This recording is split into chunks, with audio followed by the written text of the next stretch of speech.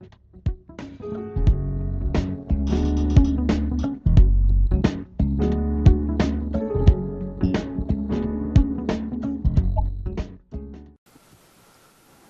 with Joe Yarbrough, the president of the CRI, the Carpet and Rug Institute. Joe, how are you? I'm very well, David, and I hope you are as well today. I'm doing great. The weather's beautiful outside. What's not to like? Many things to be thankful for. There we go. You've been here 4 to 5 months, I figure. The first time we talked was soon after you took this post as president. What's your observation now, 5 months later? You've had a chance of, although you were pretty well involved in the CRI before you got here, there's probably not a whole lot of things you didn't know about it. But from this vantage point, 5 months later, what's your take?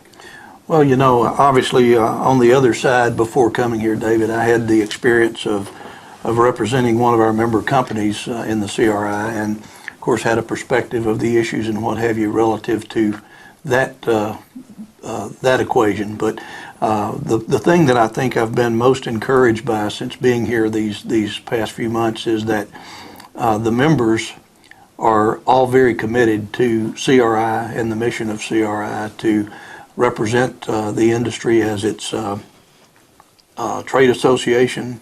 The issues that we focus upon are being endorsed sincerely by our members, and I think it's very encouraging to see that there's the level of engagement and the willingness to invest in resources. Obviously, they pay dues, but the real benefit is having a voice at the table and having our members adequately and very well represented at these activities that we do here at CRI.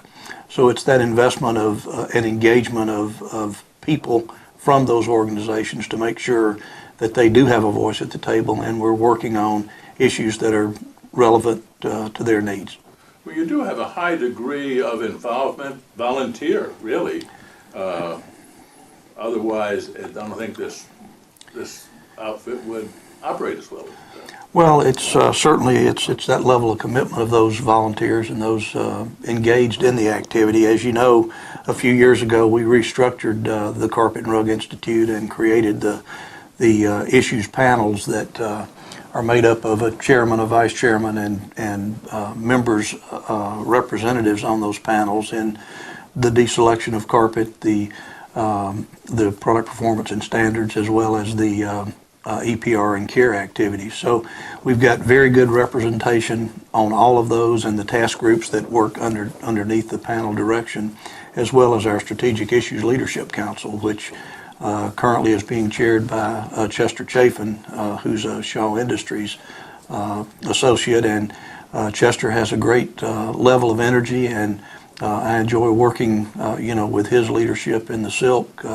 to make sure that we are working on issues that are relevant and important to our members. Well, I think the setup is one that allows you to take the temperature of what's going on and know where to direct your energy. Absolutely, and and again, it goes back to the comment earlier of the member engagement. If if we've made presumptions or assumptions about what might be important to our members, we might be 100% right or 100% wrong or anywhere in between. And having active participation and people who have the engagement that also have the direct access to their CEOs and other leaders in their organizations, it provides good feedback and insurance that we are in fact hearing the desires, if you will, of our members' leadership. So that's important. Now, the CRI has directed a lot of its efforts towards cleaning and maintenance, has for, I don't know, 10 years plus, I guess.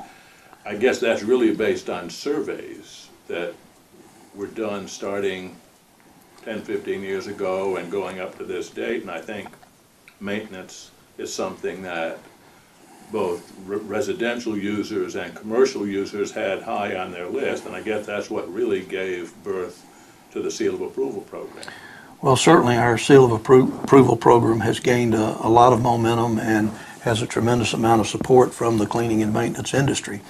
We have certainly surveys have indicated that that is an area of significant focus and the desire to ensure that our consumers, whether it be residential or commercial, are satisfied with their product.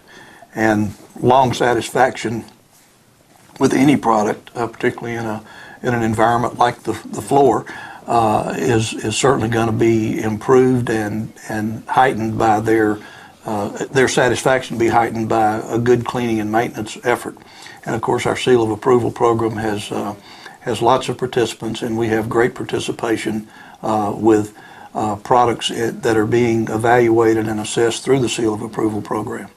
So, now, I guess the concept originally was perhaps residential users and commercial users were cleaning their carpet, but it wasn't becoming clean, and that's why you are now testing machines to make sure that they are effective and do actually remove dirt from the carpet. And as a result, people, I think you were talking about deselection a minute ago, people will therefore like carpet and be more inclined to buy it. yes, sir. I think that's a very valid assumption and deduction from what we just talked about. At the end of the day, our seal of approval program assesses and evaluates equipment as well as the chemistries and materials that are used in the cleaning process. And we probably many years ago had materials that would leave a residue on the flooring after it's cleaning, and consequently would resoil very rapidly, and even after cleaning, then the consumer had a very distasteful result, because what was supposed to be clean, the residue caused it to resoil, etc. So today, I think with the seal of approval evaluations, we have an opportunity to ensure that those products who meet our testing requirements, both the equipment and the materials that are used in the cleaning process, are in fact going to leave a good experience for the consumer after the cleaning is done. What I wanted to run by you was a thought on the wisdom of a program that would take it one step further. If indeed clean carpet sells more carpet, what about a program of some sort, and I don't know that this would be a CRI or industry-wide, or would be individual mills, or all of them or none of them, to encourage people to actually maintain that carpet once it's down in their space. This would be perhaps delivering at the time of sale a schedule, which would say, here's what we recommend you do, or maybe they already do this, to clean this on such and such an interval and have it done this way at some other interval, contacting them along the way. What do you think about the wisdom of that idea, or maybe it's already happening? Well, Dave, obviously it's an interesting concept. It's to some degree probably an all of the above approach. I think many of our mill members have warranty programs and definitions at the point of sale about, here are recommendations about how your satisfaction can be enhanced for your product if you follow certain vacuuming and other more specific cleaning methodologies after you've had the product for a while. It sounds like a great opportunity for an entrepreneurial way to approach the problem with your suggestion about point of sale. I think over the years we've seen numerous retail organizations and others that have offered programs of that sort.